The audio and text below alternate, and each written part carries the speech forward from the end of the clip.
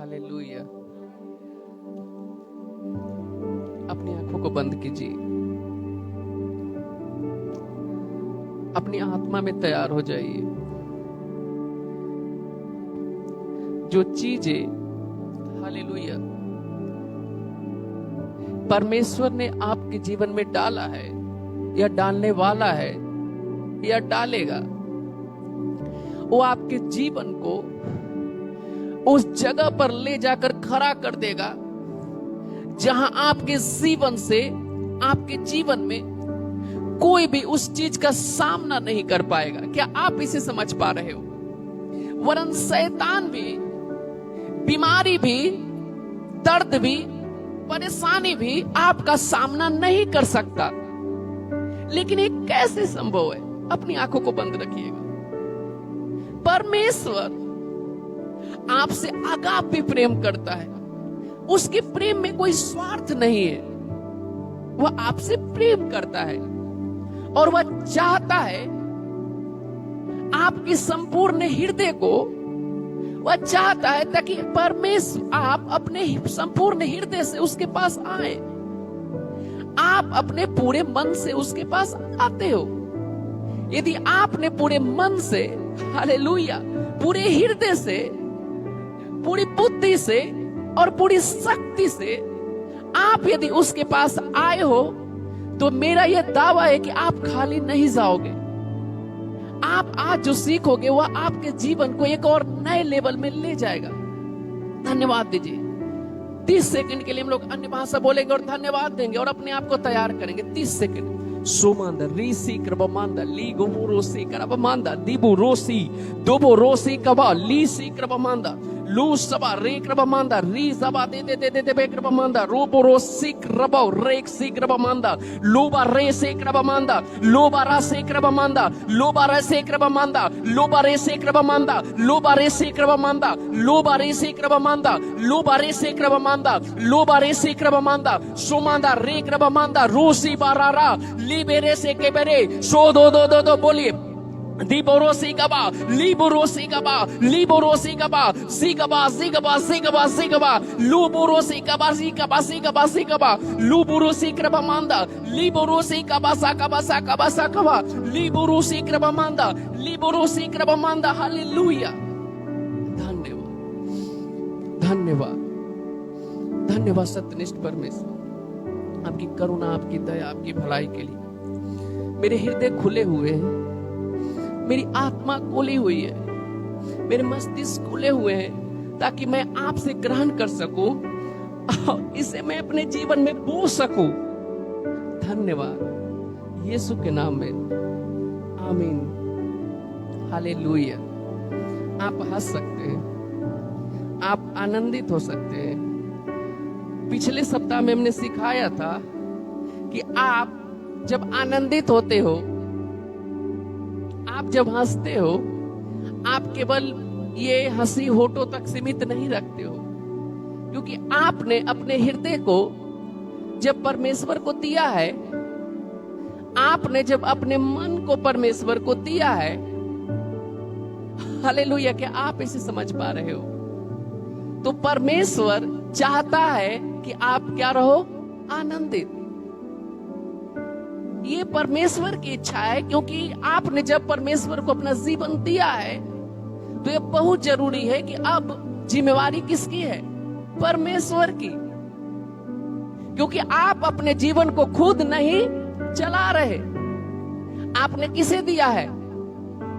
आप जब एक नाव में होते हो, ध्यान दीजिएगा हम क्या बता रहे हैं। आप जब एक नाव में होते हो और नाव वालों को बोलो कि ये पतवार मेरे हाथ में दे तो मैं चलाऊंगा, क्या होने वाला है?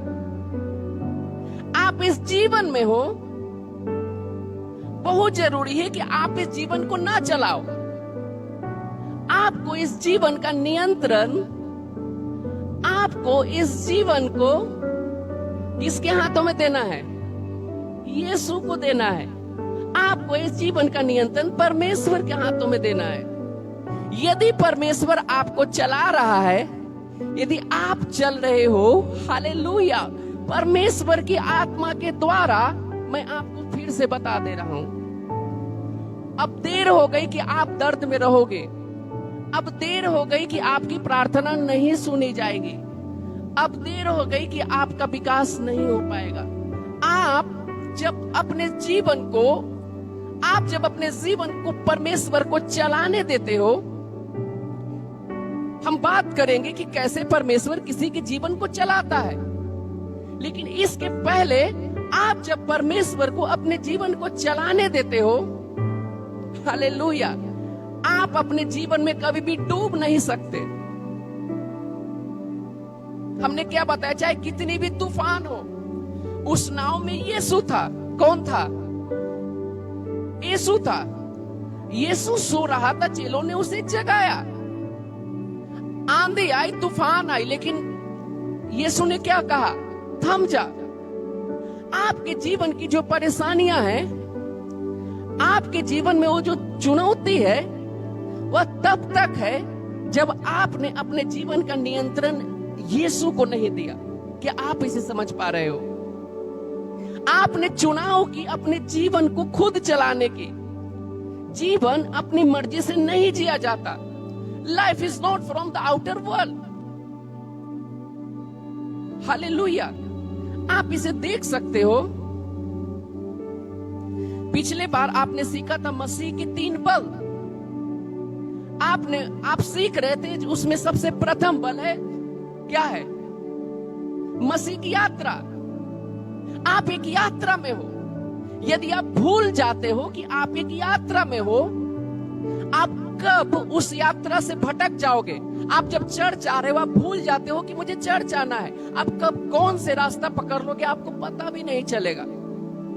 हमने सिखाया था कि आपको 24 घंटे पते होने चाहिए कि आप एक यात्रा में हो। दूसरा था क्या? मसीह का काम। दूसरा जो बल था वह था मसीह का काम। और तीसरा बल था मसीह का युद्ध। हालेलुया। यदि ये तीनों बल में से एक बल भी आपके जीवन में नहीं है, आप उस जीवन से चूक जाओगे जिसके लिए आप बुलाए गए हो। अगर आपने नहीं सीखा उस वीडियो से, आप पीछे वाले वीडियो को देख सकते हो लिंक के द्वारा, अभी आप निकाल सकते हो।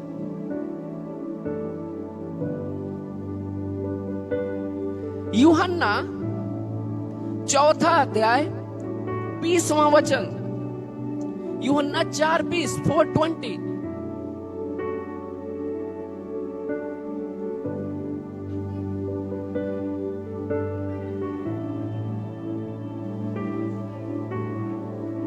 यूहन्ना 4 अध्याय 20वां वचन।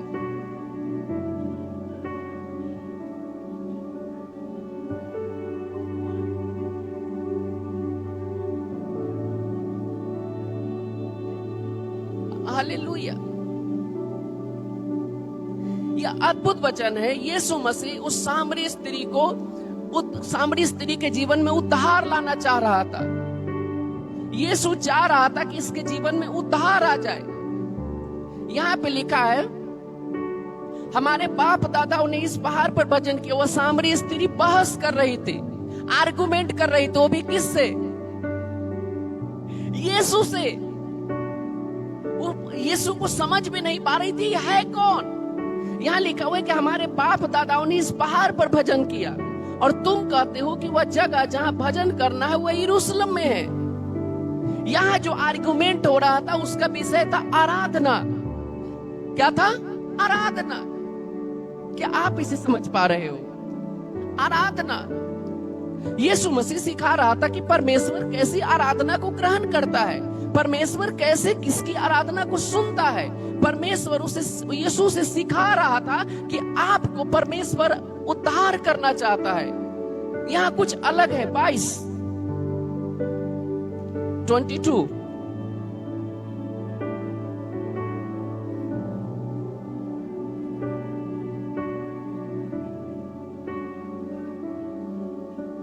हालेलुया। 21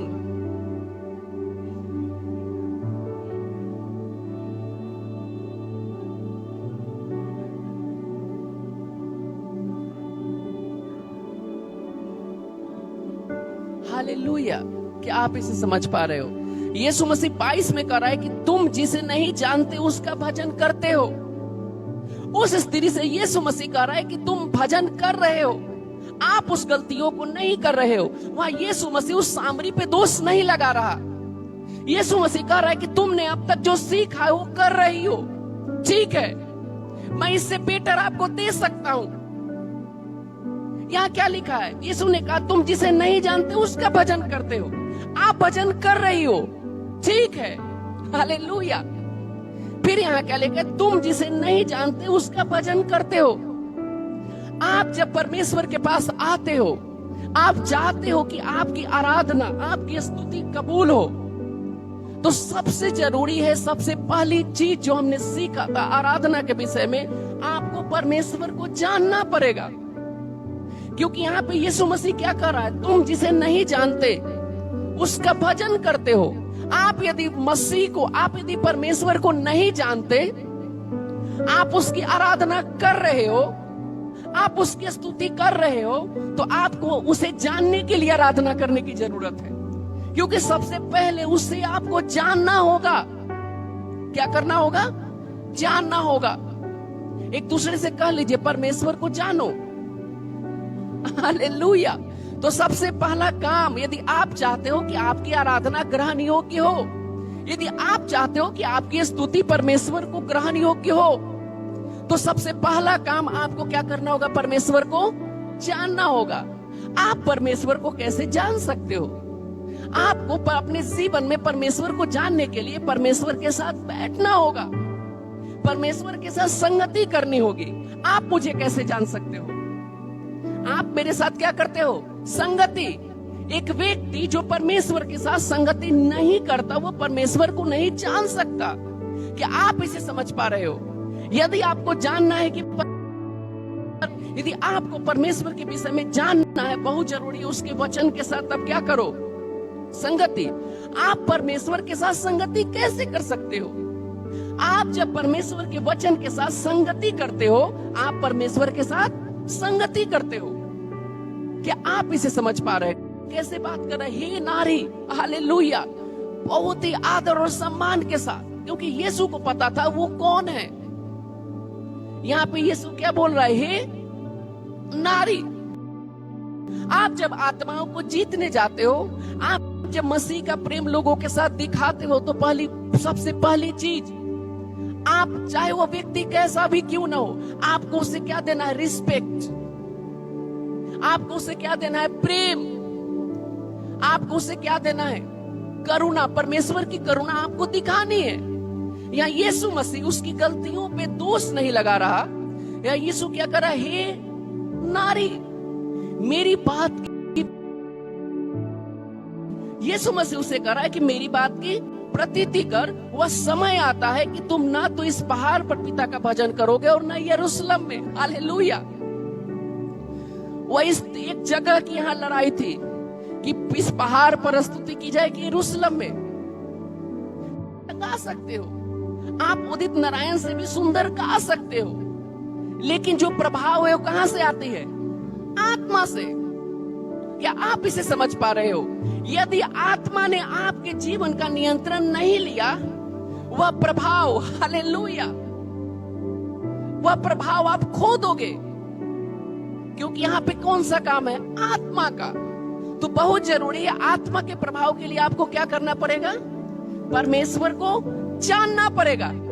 यदि आप परमेश्वर को जानोगे नहीं, 21 वचन में लिखा, 22 में लिखा, तुम जिसे नहीं जानते उसका भजन करते हो। आप जब यीशु में आ गए हो, आप मसीह को जाने बिना उसका भजन कर रहे हो। क्या आप इसे समझ पा रहे हो? आप एक धर्म को फॉलो कर रहे हो। आप एक धर्म को फॉलो कर रहे हो। यीशु मसीह ने हमें एक धर्म नहीं दिया, यीशु मसीह जीवन देने आया। क्या देने आया? जीवन। आप जो उसमें कर रहे थे, आप इसमें कर रहे हो। क्योंकि वहां भी आप नहीं जानते थे, आपको बताया गया वैसे कर रहे थे। यहां भी आप नहीं जानते हो, जो बताया गया उसे कर रहे हो। फर्क कुछ भी नहीं है, केवल ऑब्जेक्ट क्या हो गया? बदल गया। तो सबसे पहली काम जो आप चाहते हो कि आपकी आराधना परमेश्वर ग्रहण करे, तो सबसे पहला काम क्या करना है? संगति। आपको परमेश्वर के साथ क्या करनी होगी? संगति। आपको परमेश्वर के साथ समय बिताना होगा। आपको परमेश्वर को और जानना होगा। आपको परमेश्वर को और जानना होगा। 23वां वचन,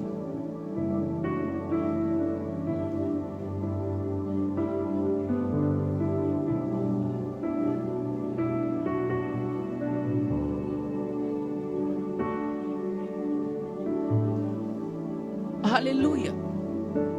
यहां लिखा है परंतु वह समय आता है वरन अब भी है। यीशु मसीह कहा कि वह समय आएगा। वो किस समय की बात कर रहा था?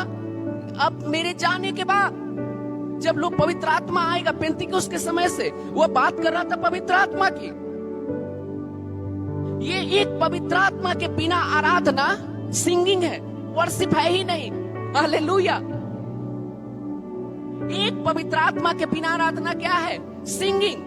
क्योंकि आप वर्शिप के लिए जो ऑब्जेक्ट चाहिए थी, हालेलुया, कि आप इसे समझ पा रहे हो, वर्शिप के लिए जो थीम, जो मेन थीम चाहिए थी, वो थी क्या? आत्मा। आप बिना आत्मा से भरे, हालेलुया। हमने कल सिखाया था कि एक बाल्टी क्या है, उसमें पानी है और एक बाल्टी पानी से भरा है। आप जब आत्मा से भरे रहोगे तभी आत्मा ओवरफ्लो आपसे करेगी। क्या आप इसे समझ पा रहे हो? आपको पवित्र आत्मा से भरना पड़ेगा। इसके पहले कि आप आराधना करो, आप सबसे पहली चीज लिख लीजिए, क्या है? परमेश्वर को जानना। आपको परमेश्वर को जानना होगा, नहीं तो आपकी जो आराधना होगी क्या होगी? जानने के लिए क्या करना होगा? संगति। परमेश्वर को जानने के लिए परमेश्वर की संगति करनी होगी। परमेश्वर की संगति करने के लिए आपको परमेश्वर के वचन के साथ संगति करनी पड़ेगी। क्या आप इसे समझ पा रहे हो? एक व्यक्ति जो वचन के साथ संगति नहीं किया, उसकी आराधना खाली होगी, उसमें आत्मा का प्रभाव नहीं होगा। वो केवल सुनने में क्या लगेगा? अच्छा। वो केवल आपकी भावना तक छू सकता है, लेकिन उसमें आत्मा, हालेलुया, आत्मा का स्पर्श होगा ही नहीं। तो सबसे पहली चीज आराधना के लिए जो जरूरी है वो है आत्मा से भरना, परमेश्वर को जानना। दाऊद जब परमेश्वर की आराधना करता था, दूसरा जो पॉइंट है यहाँ पे, यीशु मसीह ने कहा, हालेलुया, आराधना के विषय में यीशु मसीह उस स्त्री को सिखा रहा। वो कह रही स्त्री कि मैं पहाड़ पर आराधना करूंगा, फिर कह रही कि मैं यरूशलेम में करूंगा, लेकिन यीशु मसीह कुछ और ही बता रहा।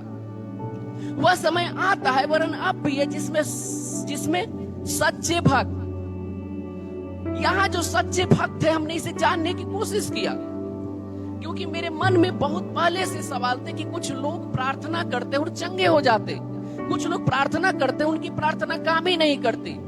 तो हमारे दिमाग में पहले से ही संदेह था कि क्या वचन सबके लिए काम करता है? क्या वचन वाकई काम करता है? यीशु मसीह ने कहा कि पहाड़ क्या हो जाएंगे? टल जाएंगे, लेकिन मेरा वचन, ये कैसे काम करता है? तो आइए इसमें सीखते हैं। ये बहुत ही सुंदर विषय है। परंतु वह समय आता है वरन अब भी है जिसमें सच्चे भक्त, क्या लिखा है? सच्चे भक्त। तो आराधना करने के लिए सबसे जरूरी चीज क्या है? सबमिशन।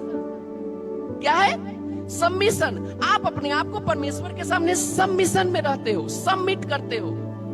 क्या है? सबमिशन। अपने को नहीं देख रहे। आप जब आराधना कर रहे हो, किसी के होठों को, किसी के चेहरे को नहीं देख रहे, किसी के बाल को नहीं देख रहे, आप इस जगह को नहीं देख रहे, आप किसे निहार रहे हो? परमेश्वर को। क्या आप इसे समझ पा रहे हो?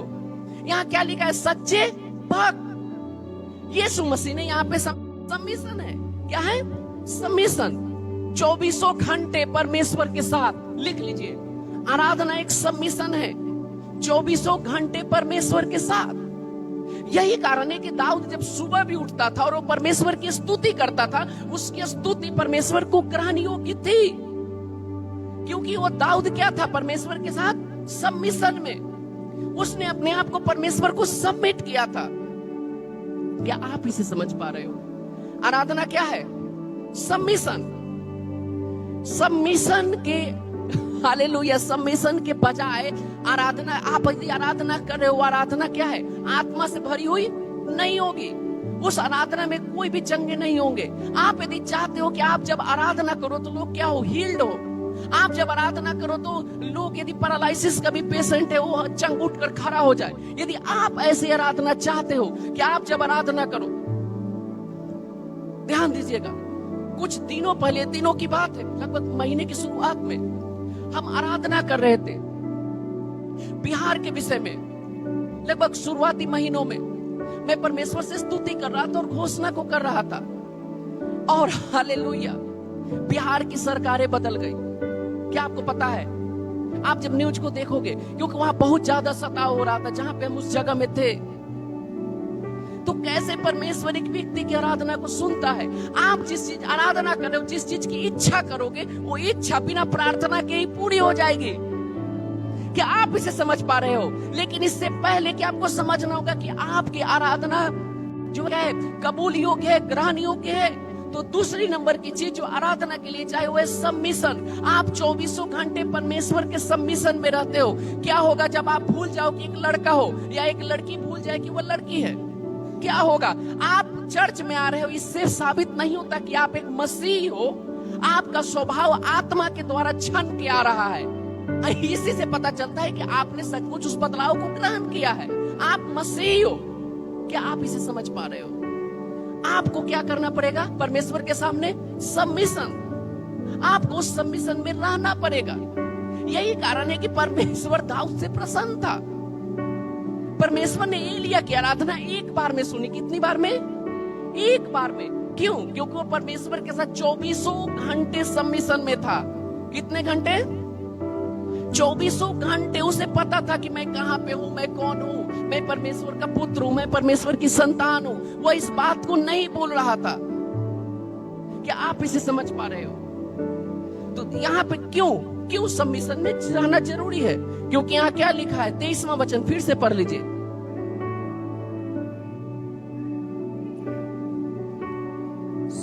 भक्त, बस सच्ची भक्त। ये जो शब्द आया है सच्चे भक्त, तो आपको सच्चा भक्त होना पड़ेगा, तभी आपकी आराधना परमेश्वर कबूल करेगा। आपको सच्चा भक्त होना पड़ेगा। और सच्चा भक्त कौन है? जो परमेश्वर के साथ किसमें है?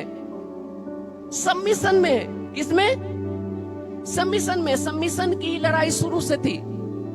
हमने कल बताया था लीडर मीटिंग में कि एडम को परमेश्वर ने बोला सबमिशन में रहने को, एडम नहीं रह पाया, वो तोड़ दिया। वो परमेश्वर से ही बड़ा बनना चाहता था। यहाँ पे लड़ाई किसकी हो रही है? सबमिशन की।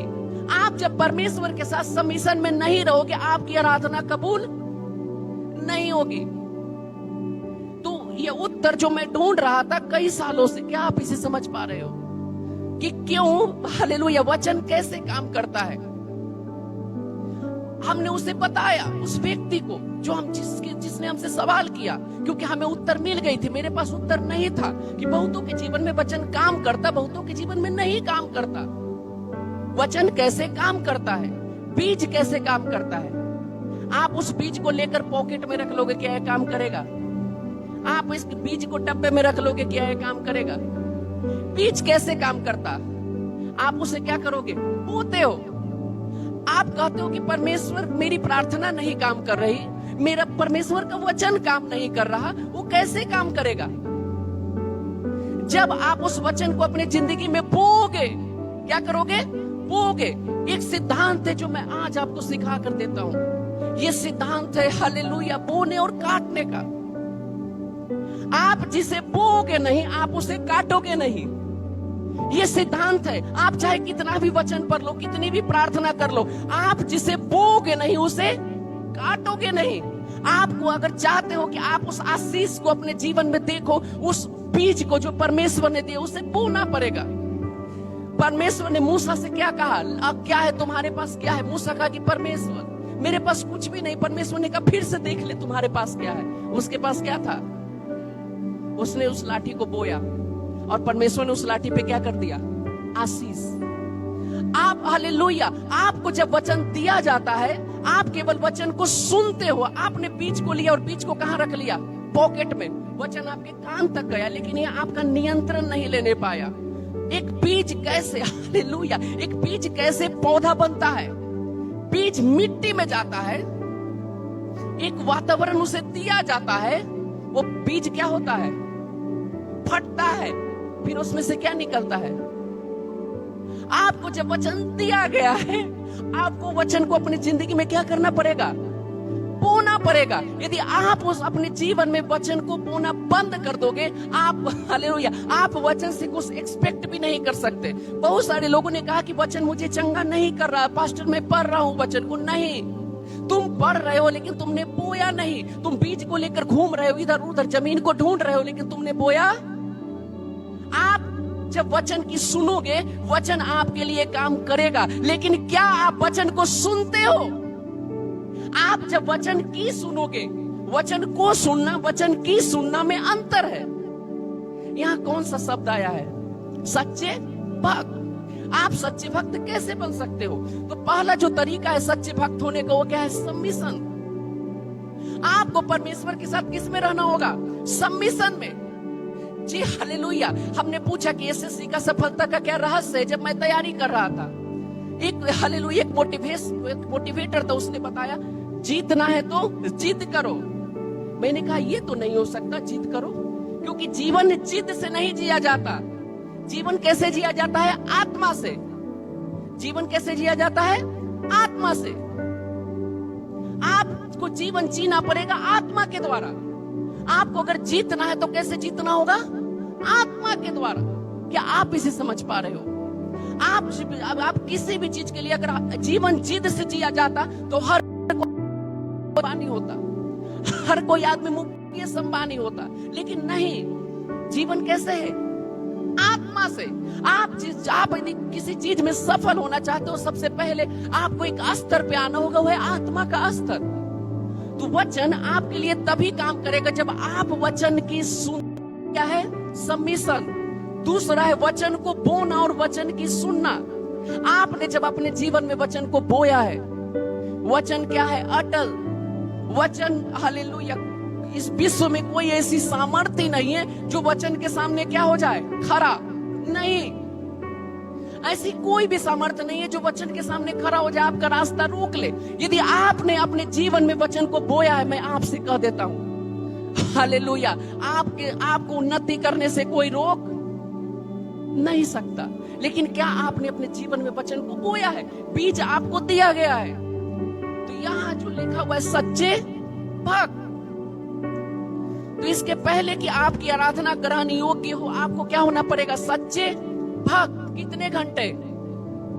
24 घंटे। आप जब सोए हुए भी होगे तो आप परमेश्वर को कोसोगे नहीं। अय्यूब की तरह आप नहीं बोलोगे प्रभु ने दिया था, प्रभु ने ले लिया। नहीं, जब प्रभु को लेना ही था तो दिया क्यों? हालेलुया। यदि बहुत सारे लोग ऐसे हैं जिन्हें आप सोने के भी सिंहासन पे बैठा दो, वे क्या बोलेंगे? चुभ रहा है। वो क्या बोलेंगे? चुभ रहा है, क्योंकि उन्हें सोने की परख है ही नहीं। आप उन्हें कितना भी अच्छा रेस्टोरेंट कहीं भी ले जाओ, वे क्या करेंगे? उनको उसकी समझ ही नहीं है। यही कारण है कि जिस जीवन में हम बुलाएंगे, यदि आप चाहते हो कि आपकी आराधना ग्रहण योग्य हो, तो यहाँ क्या लिखा है? फिर से पढ़े, सच्चे भक्त पिता की भजन आत्मा और सच्चाई से करेंगे। आत्मा से करेंगे। तीसरा जो नंबर की चीज है, आराधना एक सेवकाई है। सेवा। आराधना एक सेवा है। सॉरी, सेवकाई नहीं, सेवा है। सेवा। आराधना एक सेवा है। दाऊद परमेश्वर की सेवा कर रहा था। वह परमेश्वर का सच्चा आराधक था। ध्यान दीजिएगा मैं क्या बता रहा हूं। दाऊद परमेश्वर की सेवा कर रहा। सच्चा आराधक होने के लिए क्या होना पड़ेगा? सच्चा सेवक, सच्चा भक्त। क्या आप इसे समझ पा रहे हो? आराधना क्या है? एक सेवा। आराधना एक सेवा है। आप अपने जीवन में देख सकते हो कि क्या आप परमेश्वर की सेवा कर रहे हो। यदि आप परमेश्वर की सेवा कर रहे हो, आपका जीवन क्या है? एक आराधना। परमेश्वर चाहता है कि आप एक सच्चे आराधक हो जाओ। आप एक सच्चे क्या हो जाओ? भक्त हो जाओ। तीसरी नंबर की चीज जो है क्या? परमेश्वर की सेवा। आराधना एक सेवा है। आराधना क्या है? एक सेवा। आराधना एक सेवा है। हालेलुया। क्या आप इसे समझ पा रहे हो? फिर से इसे हम देखेंगे। तुम जिसे नहीं जानते उसका भजन करते हो, वरन अब भी है। वह समय अब भी है क्या लिखा हुआ है? वरन अब भी है जिसमें सच्चे भक्त पिता की आराधना आत्मा से करेंगे और सच्चाई से करेंगे, क्योंकि पढ़िए,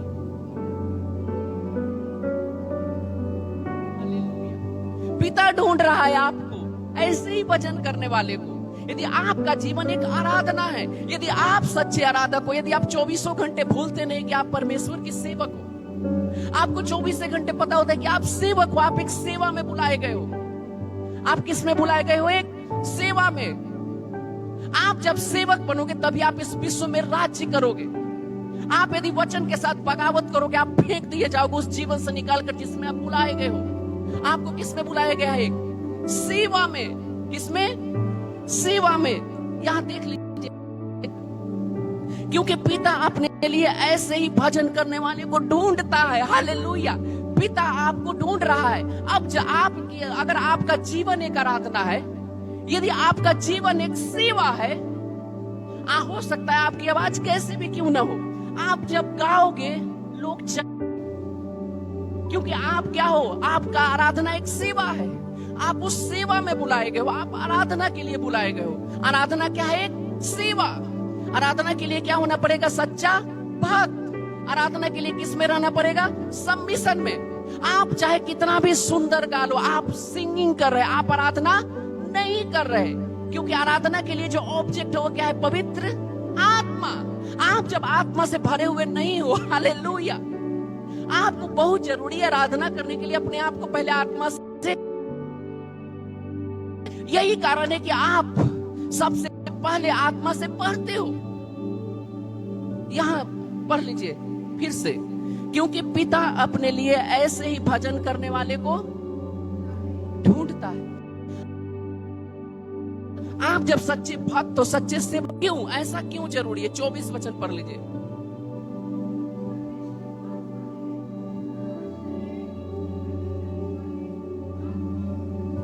हालेलुया। परमेश्वर आत्मा है। परमेश्वर क्या है? आत्मा। परमेश्वर में अपने हृदय को सही करना। यहाँ क्या लिखा है? क्योंकि परमेश्वर आत्मा है। अब जगह की बात ही खत्म हो गई। अब वो स्त्री को समझ आ गई। वह कह रही थी कि अब मैं पहाड़ पे आराधना करूंगा, फिर यरूशलेम में आराधना करूंगा, मेरे बाप दादाओं ने इस जगह को बनाया। नहीं। क्या आप समझ पा रहे हो कि परमेश्वर क्या है? आत्मा। तो आपकी जो आराधना होनी चाहिए उसमें किसके प्रभाव दिखने चाहिए? आत्मा के, क्योंकि परमेश्वर क्या है? आत्मा। हालेलुया। यदि आप चाहते हो कि आपका जीवन प्रभावशाली हो, आपका जीवन सुकून से भरा हो, आप जिस यात्रा में बुलाए हो उस यात्रा को पूरी करने पाओ, तो आपको बहुत जरूरी है क्या? अपने आप को आत्मा से भरे रहना, क्योंकि परमेश्वर क्या है? आत्मा। आगे हम देखते हैं। और अवश्य है कि परमेश्वर क्या है? आत्मा। परमेश्वर शरीर नहीं है कि आप उसे मिठाई चढ़ा दो, आप उसे कैंडल जला दो, खुश होने वाला नहीं। हालेलुया। परमेश्वर क्या है? आत्मा। आपको उसकी आराधना आत्मा में करना, आत्मा से करनी पड़ेगी।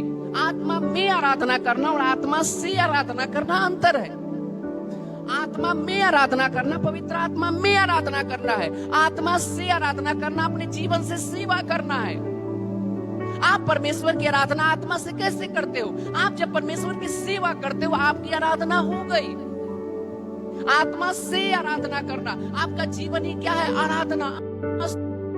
एक आराधक था, क्योंकि दाऊद एक क्या था? सेवक। दाऊद सच्चा आराधक था, क्योंकि दाऊद क्या था? सच्चा सेवक।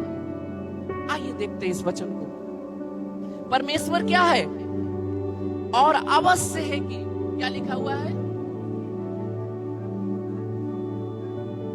ऐसे भजन करे। यह लिखा हुआ है आत्मा से भजन करे।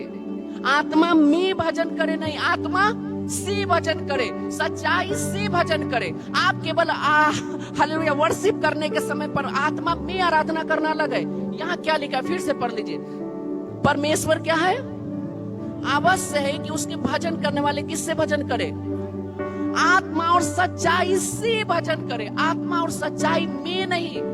बहुत सारे लोग सोचते हैं कि आप आएंगे, आप वचन को बोलेंगे, आप आराधना करेंगे, सुंदर, लेकिन ये परमेश्वर को ग्रहण योग्य नहीं। आत्मा से और सच्चाई से। यदि आप चाहते हो कि आप परमेश्वर की आराधना आत्मा से करो और सच्चाई से करो, आपको परमेश्वर की सेवा कैसे करनी होगी? आत्मा से। आपको परमेश्वर के साथ संगति कैसे करनी होगी? सच्चाई से। कैसे? सच्चाई से। कैसी करनी होगी? आत्मा से। कैसी करनी होगी? सच्चाई से। आत्मा में नहीं लिखा है, आत्मा में आराधना करना, पवित्र आत्मा में आराधना करना वो अलग है। यहां क्या लिखा है? आत्मा से। आप क्या इस शब्दों को समझ सकते हो? फिर से पढ़ लीजिए इसे।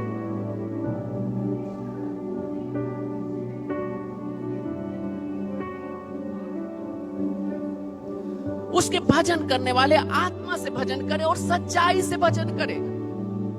आत्मा से, सच्चाई से। दाऊद एक सच्चा आराधक था, क्योंकि परमेश्वर की सेवा कैसे कर रहा था? आत्मा से। परमेश्वर की सेवा कैसे कर रहा था? सच्चाई से। क्या आप इसे समझ पा रहे हो? वो परमेश्वर के सामने सच्चाई से जब दाऊद खड़ा हो जाता तो एक प्रभावशाली मनुष्य था। यही पौलुस के जीवन में था। पौलुस को कुछ पता नहीं था कि कैसे प्रीच करना है, उसको उतना वचन भी नहीं पता था, वो केवल अन्य भाषा बोलता था। यदि वो उसने कहा कि मैं सबसे अधिक अन्य भाषाओं को बोला।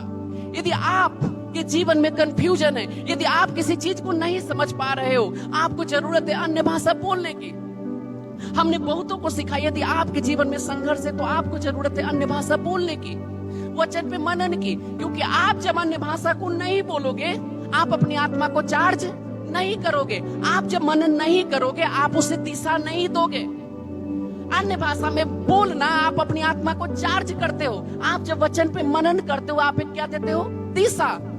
जब आपके जीवन से दो चीजें मिसिंग हो जाएगी तो आप कब और कहां गलती कर रहे हो ये पता ही नहीं चलेगा।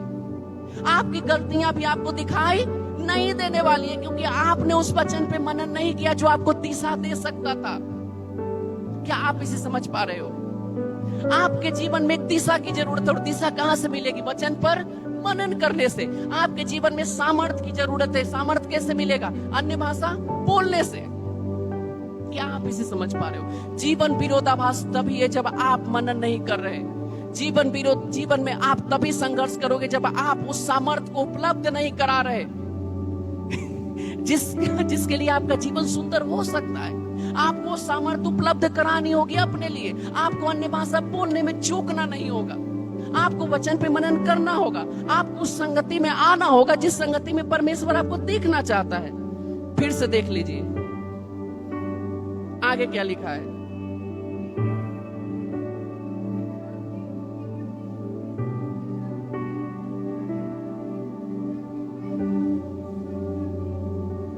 परंतु उसने उससे कहा, मेरे पास खाने के लिए ऐसा भोजन है जिसे तू नहीं जानते। वो स्त्री बोल रही है। तब चेलों ने आपस में कहा, क्या कोई उसके लिए कुछ खाने को लाया है? 34 वचन पढ़ लीजिए। क्या यीशु बोल रहा है? 34 पढ़िए।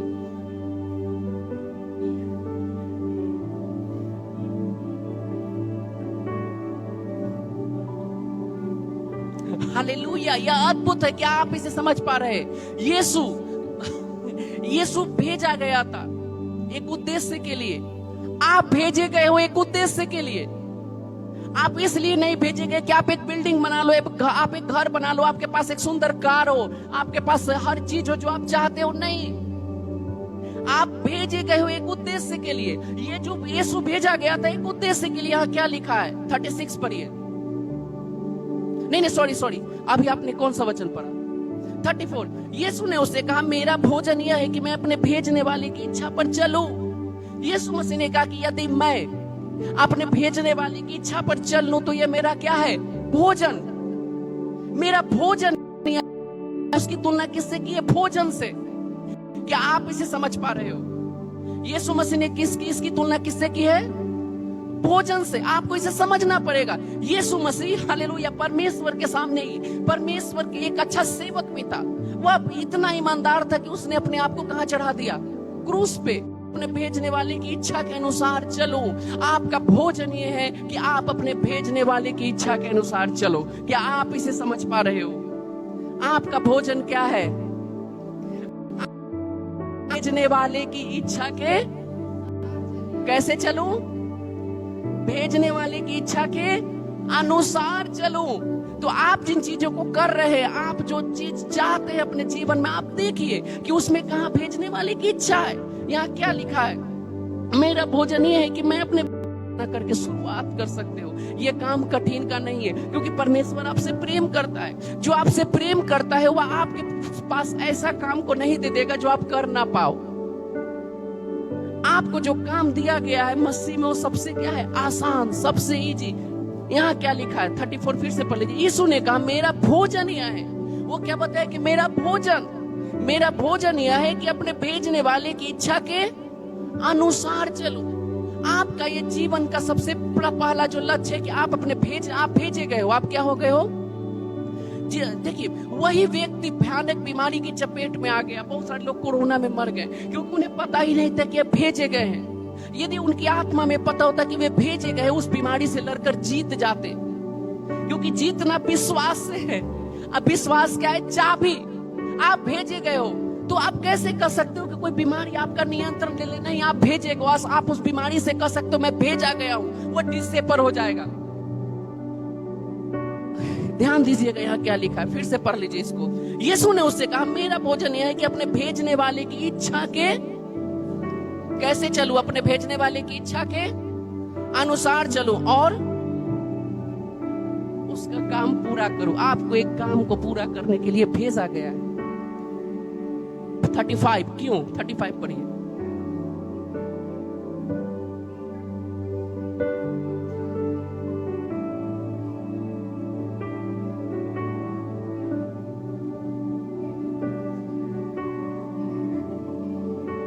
हालेलुया। या यीशु मसीह कह रहे हैं कि वे पक चुके हैं। आपको पता नहीं, नूह के समय में भी ऐसा था। नूह बोल रहा था कि अंत आने वाला है। नूह के समय में एक अंत आया था, लेकिन सब लोग अपने अपने काम में व्यस्त थे। क्या आप इसे समझ पा रहे हो? तो यहाँ क्या लिखे? खेत पक चुके हैं। 36 बहुत ही सुंदर वचन है, सब मिलकर पढ़ लीजिए। 36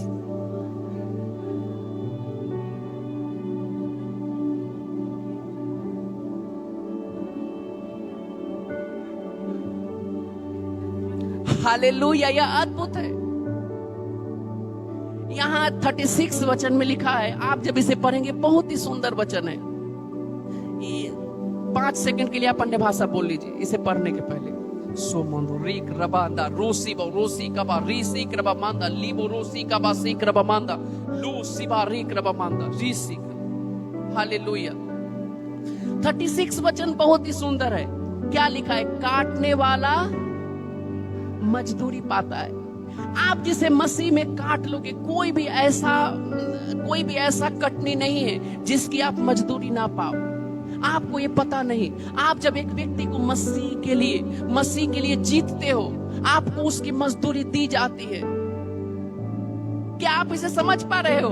आप इनाम पाने के लिए हो परमेश्वर के पास, आपको इसकी मजदूरी मिलती है क्योंकि आपने उसे मसीह में परमेश्वर के राज्य में काट लिया।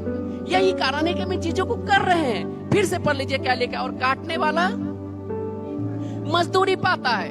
ये परमेश्वर है जो आपको काम पर रखा है, आत्माओं की कटने के लिए, आत्मा को जीतने के लिए। यदि आप एक व्यक्ति को मसीह के बारे में बताते हो, यदि आप उसे मसीह में जीत लेते हो, आप उसकी क्या पाओगे? मजदूरी है। कैसा मजदूरी है? देखिए क्या लिखा है, आगे पढ़ लीजिए। हालेलुया। और अनंत जीवन के लिए क्या बटोरता है? फल। आप किस जीवन के लिए फल बटोर रहे हो? आपको इसे चेक करने की जरूरत है कि जब हमें पता चला तो हमें लगा कि मैंने हालेलुया 22 साल गड़बड़ी में जिया, मैंने अपने अनंत जीवन के लिए फल नहीं बटोरा, फिर मैंने अपने आप के जीवन को सुधारा। उस सिस्टर ने बहुत अच्छी गवाही दी। दर्द में भी मैं बुक को दिया करता था, लोगों को बांटा करता था। जब मेरे पैकेट में 50 रुपया थे तभी मैं बुक को दिया करता था, और जब मेरे पैकेट में 50,000 है तभी मैं लोगों को बुक को दिया करता हूँ। क्योंकि आप जब थोड़े में ईमानदार रहोगे, आप बहुतों को देखने पाओगे। मैं उस दर्द में भी क्या था? परमेश्वर की सेवा कर रहा था, और मैं खुशी के दिन में भी परमेश्वर की सेवा कर रहा हूं। क्या आप इसे समझ पा रहे हो? यदि आपको परमेश्वर ने थोड़ा दिया, आप उस थोड़े में परमेश्वर के साथ ईमानदार हो, तभी आप बहुतों को देखने पाओगे। नहीं तो आप उसे देख ही नहीं सकते जो परमेश्वर आपके लिए रखा है। फिर से 36 वचन को पढ़ लीजिए, क्या लिखा है? और काटने वाला क्या पाता है? काटने वाला मजदूरी पाता है। क्या आप इसे समझ पा रहे हो? कौन सी मजदूरी? और अनंत जीवन के लिए फल बटोरता है। आप किस जीवन के लिए फल बटोरते हो? अनंत जीवन के लिए। काटने वाला मजदूरी पाता है। आप जब आधा घंटा भी, अपने दिन का आधा घंटा, हम कैसे करते थे उस समय जो था, रिलायंस का मोबाइल निकला था, तो रिलायंस का मोबाइल फ्री था। हर दिन हम आधे घंटे अपने लिए फिक्स किए थे कि मैं इन लोगों से बातें करूंगा, इन्हें बुलाऊंगा और परमेश्वर के विषय में बताऊंगा। बहुतों को हमने फोन पर ही सिखाना शुरू कर दिया, ओनली हाफ आवर। हालेलुया। क्या लिखा हुआ है? काटने वाला क्या पता है? आप यदि उन आधे घंटे को परमेश्वर के राज्य के लिए रखते हो, आपका 24 घंटा, हालेलुया, पूरे महीने और पूरे साल परमेश्वर किसके लिए रखेगा? अपने लिए, आपके फेवर में। आप जब परमेश्वर के फेवर को देखना चाहते हो, आपको क्या करना पड़ेगा? काटने वाला बनना पड़ेगा। क्या बनना पड़ेगा? क्योंकि काटने वाला क्या पाता है? काटने वाला मजदूरी पाता है और अनंत जीवन के लिए क्या बटोरता है? फल बटोरता है। आगे पढ़ लीजिए।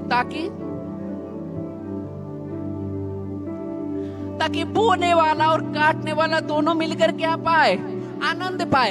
आप जब सचमुच लोगों को काट रहे हो, मसीह में लोगों को क्या करो? ला रहे हो, जीत रहे हो। काटना या जीतना, तो आप यहाँ क्या लिखा है? नीचे, सबसे नीचे वाला वचन, और ताकि बोने वाला और काटने वाला दोनों मिलकर क्या करे? आनंद करे। आप और परमेश्वर आनंद कर रहे होते हो। अब आपके पास शिकायत नहीं होता है। अब आप ये नहीं कहते परमेश्वर मेरे पास दर्द है। अब आप ये नहीं कहते मेरे पास 50 रुपया है, क्योंकि काटने वाला और बोने वाला दोनों मिलकर क्या करे? आनंद करे। जब मैं लोगों को प्रभु में ला रहा था, मैं बुकों को बांट रहा था, उसके लिए उद्धार की प्रार्थना कर रहा था, तो उस समय भी मैं क्या था? आनंद में। क्योंकि यहाँ क्या लिखा है? काटने वाला, बोने वाला और काटने वाला दोनों मिलकर क्या करे? आनंद करे। आप जिस जीवन में बुलाए गए वो जीवन आनंद का है। लेकिन क्या आप काट रहे हो? क्या आप जीत रहे हो? आप जब जीतना शुरू कर दोगे आत्माओं को, आप जब आत्माओं पे काम करना शुरू कर दोगे, आप उन अपने जीवन में उस उद्देश्य को शुरू कर देते जिसके लिए आप भेजे गए हो। क्योंकि यहाँ क्या लिखा है? फिर से पढ़ लीजिए। बोने वाला दोनों मिलकर आनंद करे। पर हालेलुया, यही था कि एडम परमेश्वर के साथ आनंद कर रहा था। उसका जीवन परमेश्वर के साथ आनंदित था। उसके जीवन में कोई शिकायत नहीं थी, क्योंकि उसने चुनाव किया था उस आनंद में जीने का। आप जब चुनाव करते हो उस आनंद में जीने का, तो परमेश्वर आपको उस आनंद में रहने देता है। या आपके चुनाव पे निर्भर है, आपने क्या चुना है। आप चुन सकते हो बगावत को, आप चुन सकते हो आनंद को, क्योंकि यहाँ लिखा है, क्या लिखा है? बोने वाला और काटने वाला दोनों मिलकर आनंद करे। परमेश्वर, हालेलुया, आपके जीवन में कभी भी कोई बुरी व्यक्ति को नहीं देता। कभी परमेश्वर आपके जीवन में कोई बुरी वस्तु को नहीं देता। क्या आप इसे समझ पा रहे हो? आपके लिए हर एक चीज परमेश्वर ने कैसे बनाया? 7 दिन परमेश्वर ने आशीष की वस्तु बनाई, आपके फेवर के लिए बनाई। ये क्या लिखा है? फिर से पढ़ लीजिए एक बार। बोने वाला और काटने वाला दोनों मिलकर क्या करे? आनंद करे। यदि आप चाहते हो कि बोने वाला आप और परमेश्वर, फिर एडम के समान आप परमेश्वर के साथ आनंद करो। आप जब परमेश्वर के पास आते हो, आप जब काटने वाला बन जाते हो, आपकी आत्मा 24 घंटे परमेश्वर के साथ क्या कर रही होती है? आनंद। यदि आप उस आनंद को चाहते हो, यीशु मसीह ने कहा कि मेरा आनंद क्या हो? पूरा हो। अपनी आंखों को बंद कीजिए। हालेलुया। बोलिए, सत्यनिष्ठ पिता, धन्यवाद इस सुंदर वचन के लिए। प्रभु मैं आया हूं ताकि मैं आपसे सुनूं। प्रभु मैं आया हूं ताकि मैं आपकी करूं। प्रभु मैं आया हूं ताकि मेरा जीवन आप जो चाहते हो वो परिणाम पैदा करे। धन्यवाद मेरे जीवन में वो आनंद लाने के लिए, मेरे जीवन को करुणा से भरने के लिए, मेरे जीवन को दया से भरने के लिए, मेरे जीवन को प्रेम से भरने के लिए, मेरे जीवन को सत्यनिष्ठा से भरने के लिए। क्योंकि मैं आपका हूं, मैं आपके लिए बनाया गया हूं। मैं एक दर्द के लिए नहीं, मैं बीमारी का शिकार होने के लिए नहीं, मैं गरीबी का शिकार होने के लिए नहीं, मैं भेजा गया हूं एक जयवंत से बढ़कर जयवंत जीवन में। मैं भेजा गया हूं उस जयवंत जीवन में। प्रभु आपने इस विश्व को जीत लिया है। यदि आप मुझ में रहते हो तो मैंने इस विश्व पे जय पाई है। धन्यवाद मेरे जीवन में इन्वेस्ट करने के लिए, आपकी करुणा, आपकी दया और आपके प्रेम के लिए धन्यवाद।